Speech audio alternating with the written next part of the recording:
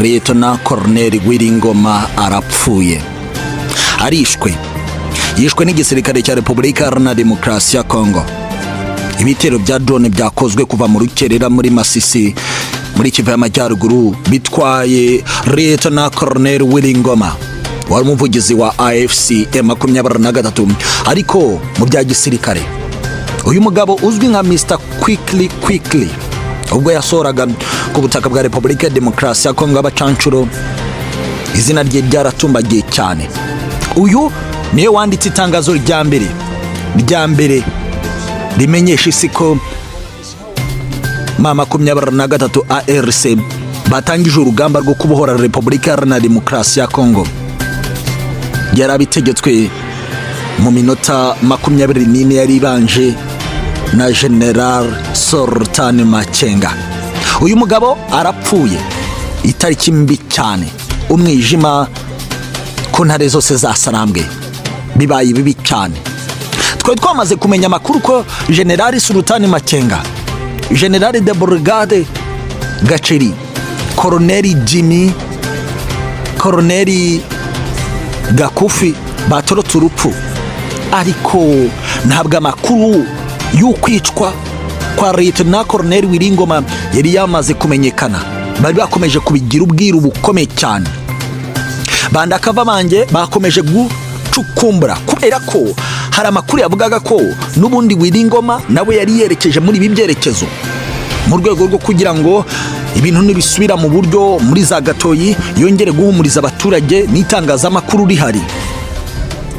Inzego z'ubutasi za Repubulika Iharanira Demokarasi ya Congo mu bya gisirikare zari ziryamiriye amajanja kumenya buri kantu kose kwa bakiyongozi ba AFC M23 bari kwerekeza muri ibi bice, nyuma y'uko umusada w'imodoka 7 werekeje muri ibi bice, hariyo n'izindi modoka za gisirikare, nyuma y'uko cortege yatwaye General Sultan Makenga yerekeje mu Rubaya.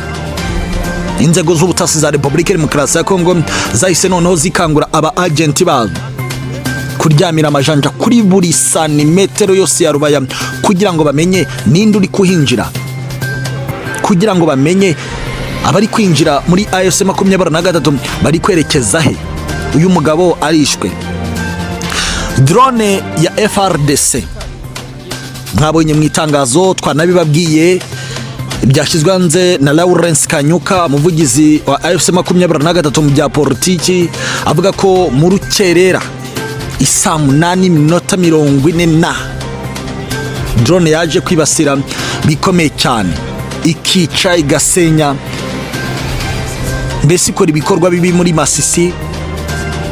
Uba makuru atugezeho mabi cyane nuko Lieutenant Colonel Willi Ngoma yishwe na drone ubwo yari mu nzu yahazwi nko kwa Gahizi muri Masisi hano mu Rubaya. Amakuru ntabwo aratugeraho yose neza, ariko biravuga ko rwose yishwe.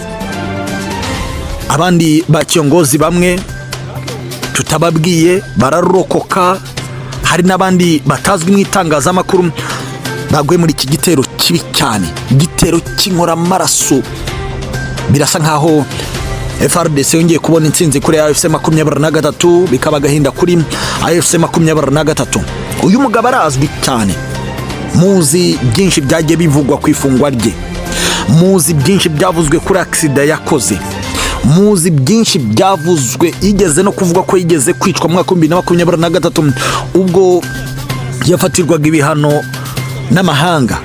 Muzi ibintu byinshi byagiye bivugwa. Lieutenant Colonel Willi Ngoma yinje muri M23. Mbese reka mbabwire gato, mu mwaka 2006 nyuma yo kubanza gukorana n'umutwe wari ukomeye ushinzwe kurengera abaturage wa CNDP, icyo gihe wari uyobowe na General Rankunda wayoboraga umutwe urwanya ubutegetsi bwa Repubulika Iharanira Demokarasi ya Congo. Uyu Willi Ngoma yari umwe mu barwanyi. Mu mwaka 2012 nawe ari mu bafashe Goma, aribwo yari yinjiye muri M23. Gusa ibyo yabisubiyemo mu kwezi gushize avuga ko kwinjira kwabo kwari kugambiriye ineza kuri buri munye Congo. None arishwe. birasa nkaho paje mbi ihise itangira aka kanya. Reka nkubwire, bandakaba banjye baracyakomeza gucukumbura byinshi kuri iyi article. Reka nkubwire izindi nkuru, dore ko na General Sultan Makenga arokotse urupfu ruteye ubwoba. Reka dukomeze mu kanya, ndaza kugaruka mbabwire byinshi cyane bikomeye. Gusa mbibutse ko yavutse mu mwaka w'1974, yishwe ku myaka 52 ye y'amavuko n'umunyekongo. Uyu mugabo, reka mvuge ko twese umuryango mugari wabakurikiranira hafi inkuru za Republika Demokarasi ya Kongo, reka tumwifurize iruko ridashira. Turacyakomeza gucukumbura amakuru yisumbuye kandi amakuru akomeye cyane. Gusa birasa nkaho ibi bintu bibaye bibi cyane. Muramuzi ko yigeze gusurwa nyuma gato y'ifatwa rya Goma n'umugore we, bivugwa ko aba mu Burayi. Murabizi neza ibyabaye nyuma yaho, havuzwe byinshi. Ariko amakuru ingenzi atugezaho avuga ko muri AFC 23 harimo ba maneko. Aba bantu birwa bavuga ko ba joininze AFC 23 ku bushake, bakafatwa ku mirongo y'imbere ku rugamba. Bamwe bakemera kuvuga ko bagiye kwihuza na AFC 23 mu mugambi wo gufatikanya nabo mu kubohora Republika Demokarasi ya Kongo. Benshi ni bahaduye. Aba bantu birwa bemera kumanika amaboko bari mu batanze amakuru avuga ko mu Rubaya hariyo bahaduye. Ndavuga maneko z'igisirikare cya Republika Demokarasi ya Kongo zitanga amakuru umunsi ku munsi. Muzo operation twari tumazemo iminsi tubabwira ziri gufatirwamo igitsina gore. Birasa nkaho yari paje yijimye cyane. Amakuru y'ingenzi ari guhwihwiswa aravuga ko uburyo bw'ubwirinzi bwa FC 23 babanje kubucrackinga down, mbese bukananizwa cyane ku buryo drone yahise yinjiriramo indani ikabombarda bikomeye. Birasa nkaho ari paje zibaye mbi cyane muri iki gitondo. Reka ducukumbure ku buryo turi kugerageza no kuvugisha abo mu cyami indani ngo bemeze ko mugaragaro ko byabaye. Ariko amakuru y'abandakava aravuga ko Lieutenant Colonel Willi Ngoma atakaje ubuzima bwe ku myaka 52 y'amavuko, avuka mu mwaka w'1974. Birasa nkaho yari umwijima utangiye rwose ku ntare za Sarambwe. Ni paje zikomeye cyane zimaze gusohoka. Imana ikinza kabuko. General Sultan Makenga yari yishwe, Imana iratabara. Turi muri Kivu y'Amajyaruguru, turi muri Rubaya, turi muri territoire ya Masisi. Mureke twinjire muri zone ikomeye cyane y'imirwano. Inzego z'ubutasi z'igisirikare cya Republika Iharanira Demokarasi ya Kongo zari zamaze kumenya neza agace General Sultan Makenga arimo kuyoboreramo urugamba mu cyerekezo cya Rubaya. Bivugwa ko bakimara kumenya ibyo bitendo bakoze ibintu bikomeye cyane. Ariko niba kubwira intare za Sarambwe ngo ujye uberereka, inzego z'ubutasi za AFC 23 nazo zari zikavarinze ikirere cyose kirimo General Sultan Makenga, kirimo Brigadier General Gacheri. Bari bakoze ibishoboka byose kugira ngo Colonel Jimmy na Colonel Gakufi bakora ibishoboka byose kukurinda ibyerekezo no kwisubiza bimwe mu bice byari bimaze iminsi bigenzurwa na coalition ya FRDC yiganjemo FDLR ndetse na Wazalendo. Amakuru y'ingenzi avuga ko nyuma yuko binugwanuzwe ko abasirikare ba Special Force ba Tanzania, abo Burundi, bikanavugwa ko hari abafaransa bari kwinjira warikare bari mu mugambi wo gusatira n'ubundi iyi zone y'imirwano. Urusaku rw'ibiturika rwabyumtse rwumvikanira muri Gatoyi.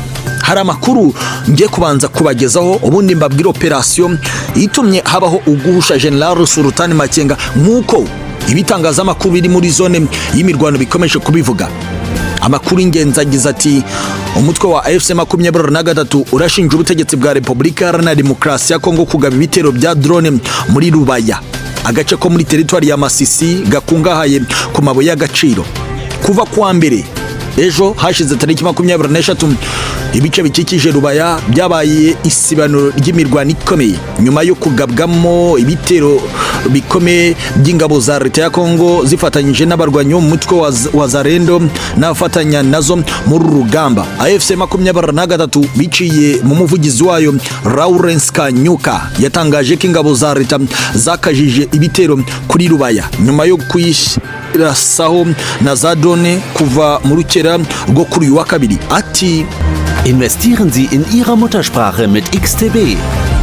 Neuigkeiten am Markt. Verständliche Ausbildungsmaterialien. Alles auf Deutsch. XTB ist ein vollumfängliches Investment-Tool in kuri uyu wa kabiri tariki 24 ukwezi kwa kabiri guhera isaa 8:43 z'igitondo, drone z'ihuriro ry'ingabo z'ubutegetsi bwa Kinshasa ziri kurasa buhumyi umujyi wa Rubaya zica igikuba ndetse zinica abaturage b'abasivile. AFC 23 nta mubare w'abahitanywe na biriya bitero yatangaje, gusa Lawrence Kanyuka yavuze ko ibyakozwe n'ubutegetsi bwa Congo ari igikorwa cy'ubugome kigize icyaha kibasiye inyokomuntu ndetse n'ikinambara. Perezida wa M23 akanaba umuhuzabikorwa wungirije w'ihuriro rya AFC Bertrand Bisimwa yagaragaje ko ibitero byatangiye kugabwa mu Rubaya bifite aho bihurira n'amasezerano yerekeye amabuye y'agaciro ubutegetsi bw'Kinshasa buheruka gusinyana na Amerika i Washington DC. Ati kuva i Washington hasinyirwa amasezerano y'ubukungu mu by'amabuye y'agaciro, ubutegetsi bwa Kinshasa bwaribonye bikabije, nta cyubahiro bugiha gahunda y'amahoro kandi bukomeje gukora ibikorwa by'ubwicanyi n'itsemba ry'inzirakarengane nta gihano ibinyuranyije n'agahenge kari karemeranyijweho. Rubaya yatangiye kugabwaho ibitero nyuma y'iminsi mike leta ya Repubulika Demokarasi ya Kongo ishyize ku rutonde amabuye yo muri kariya gace kuyo yifuza ko Leta Zunze Ubumwe za Amerika zacukura. Agace ka Rubaya nakambere kabarizwamo ibirombe byinshi bya koruta ku isi. AFC 23 igenzura aka gace kuva mu kwezi kwa gatanu k'umwaka 2024. Uteye icyumvirizo gikomeye cyane nuko hari ibindi bitendo byakozwe muri ibi bitero byakozwe n'ingabo za leta zikoresheje drone. Hari amakuru ingenzi yatugezeho agira ati byanga bikunda kuva isaa 8:43 z'urukerera ubwo drone za coalition zari zitangiye kubombarda centre ya Rubaya, ibintu byari byatangiye kuba bibi cyane kubera ko amakuru ingenzi arasobanura ko byanga bikunda AFC 23 nayo idashaka gutakaza Rubaya kubera ko Rubaya hari ikisobanuye cyane. Biravugwa ko ubutegetsi bwa Kinshasa bwatangije ibitero nyuma yuko bari bamaze kugwa ku makuru agaragaza ko General Sultani Nziramakenga Emmanuel ari ku mirongo y'imbere ku rugamba, yagiye kubwira abasore be uko bagomba gupangamo urugamba kugira ngo bakubite umwanzi bamusubize kure cyane. Bivuga ko we na Brigadier General Gacheri bari bakoze ibitendo byanatumye M23 isubiza inyuma haduye. Bivugwa ko izi drone zari zigambiriye kwinjira mu bice yararimo, ariko basanga ikirere cyaho aherereye cyane cyari gifunze cyane. Ikirere cyari cyamaze kwibana mu buryo batashoboraga kugira icyo bakora. Amakuru ingenzi atugeraho aravuga ko ibintu byongeye gukomera cyane. Gusa ku rundi ruhande bivuga ko General Sultani Makenga ari kumwe n'imodoka zirenga 24 zose z'imitamenwa ndetse kandi zinafite uburyo bwa drone dictator cyangwa se uburyo bushobora kuvumbura drone ko zije, kandi ubwazo zikaba zifitemo misile nto zishobora kwangiza izo drone. Ibivugwa ko ibi ari uburyo bw'ubwirinzi budasanzwe bwabujije ko habaho ugukomeza kumanuka kw'izi drone. Izi drone rero niko kwerekeza muri centre ituwemo n'abasivile cyane. Amakuru ingenzi kandi ku rundi ruhande yongeye gushyirwa hanze na Lawrence Kanyuka agira ati ubutegetsi bwa Kinshasa bwongeye gukora aya mabara saa moya za mu gitondo neza.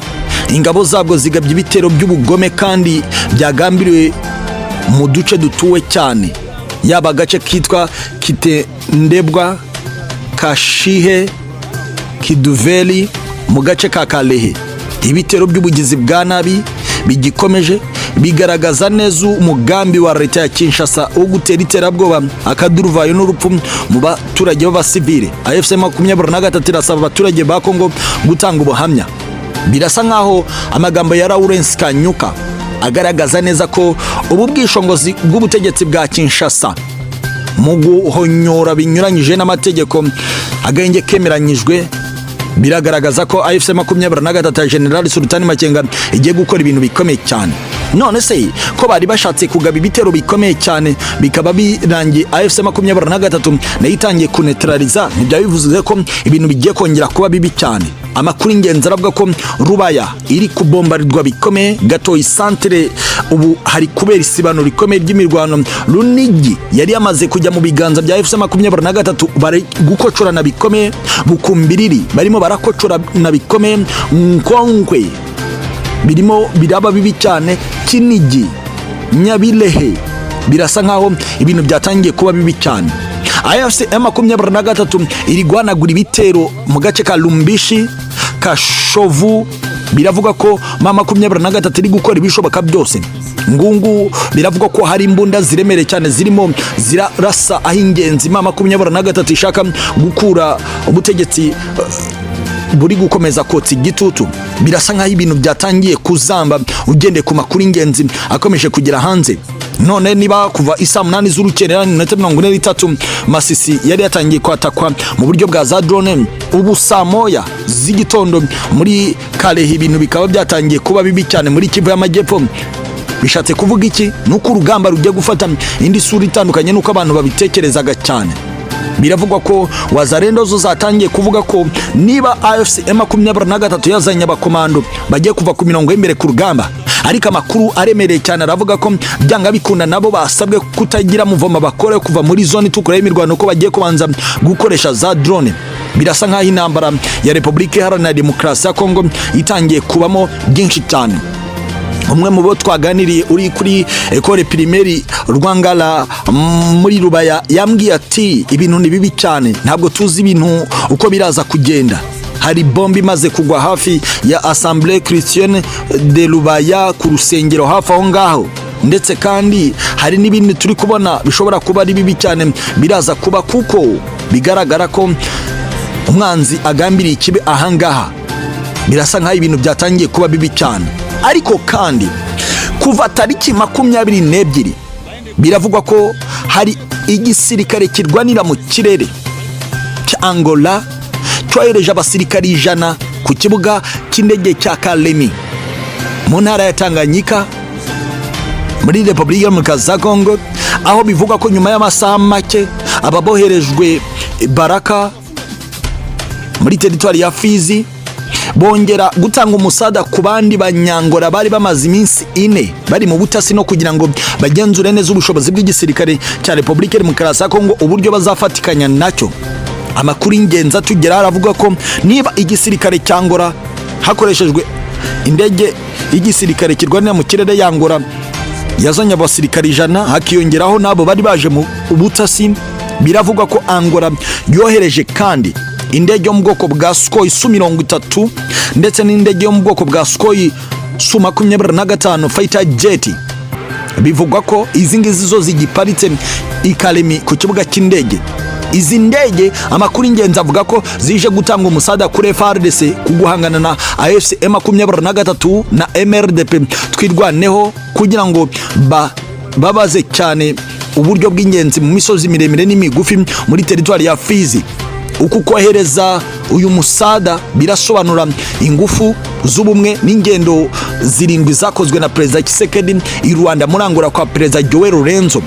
Amwe mu makuru y'ingenzi aravuga ko hari delegation yabo tuvuga ko ari basinya mu gisirikare ndetse na diplomasi yewe na politiki mu by'u Burundi bahuriye n'aba senior mu bya diplomasi n'igisirikare ba Republika Demokarasi ya Congo i Bujumbura mu minsi 3 ikomeye cyane bari kuri Kiriri Garden Hotel.